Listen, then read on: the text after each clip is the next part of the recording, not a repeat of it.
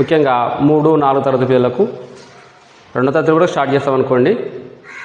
భాగాహారం పిల్లలకు అర్థం కావడానికి రకరకాల పద్ధతులు చెప్తాం. అందులో నేను ఒక పద్ధతి కొంచెం ఈజీగానే అనుకొని చెప్తున్నాను. ఒక 4 అంకెల సంఖ్య తీసుకొని దాన్ని ఒక చిన్న అంకెతో ఏ విధంగా భాగాహారం చేయొచ్చో ఒక కొత్త పద్ధతిలో చెప్తున్నాను. ఇది 3వ తరగతి పిల్లలకు 4వ తరగతి పిల్లలకు బాగా ఉపయోగపడుతుంది.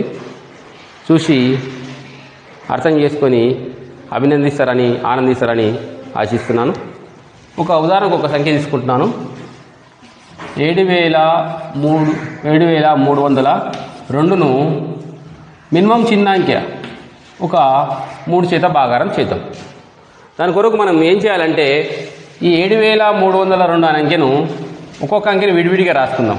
ఫస్ట్ 7, తర్వాత 3, తర్వాత 0, ఆ తర్వాత 2. ఈ విధంగా విడి తీసుకొని ఫస్ట్ మొదటగా 7 ఉంది.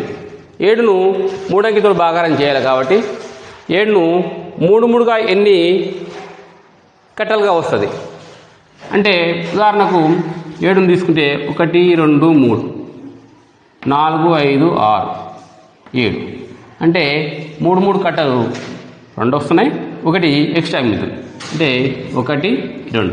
ఇప్పుడు భాగఫలం మనకి ఏమవుతుందంటే 2 వస్తుంది. ఈ 2 కట్టలు వచ్చినాయి కాబట్టి 2 వస్తుంది. మిగిలిన 1 ఇక్కడ క్యారీ ఫార్వర్డ్ అవుతుంది. ఇక్కడ 13 అవుతుంది. 13 కూడా మళ్ళీ 3 కట్టలుగా విభజించుకుంటే 1, 2, 3, 4, 5, 6, 7, 8, 9, 10, 11, 12, 13 అంటే 1, 2, 3, 4 కట్టల ఉంది. 1 సింగిల్గా మిగిలి ఈ సింగిల్కి మిగిలినటువంటి ఇటువైపు క్యారీ ఫార్వర్డ్ చేసుకుంటే మళ్ళీ 13గా 3గా విభజించుకుంటే 1, 2, 3, 4, 5, 6, 7, 8, 9 1 సింగిల్గా మిగులుతుంది. ఇవి 1, 2, 3 ఇక్కడ 3 రాసుకుంటాం. 1 మళ్ళీ ఇక్కడ క్యారీ ఫార్వర్డ్ చేసుకుంటే 12 ఇంకా మళ్ళీ 3గా విభజించుకుంటే 1, 2, 3, 4, 5, 6, 7, 8, 9, 10, 11, 12 అంటే ఇక్కడ ఏం మిగిలేదు, రిమైండర్ ఏం మిగిలేదు కాబట్టి 1, 2, 3, 4 ఇది. ఈ విధంగా భాగాహారం సులభంగా ఈజీగా అర్థం కావడానికి 3వ తరగతి పిల్లలకు 4వ తరగతి పిల్లలకు చాలా ఉపయోగకరంగా ఉంటుంది.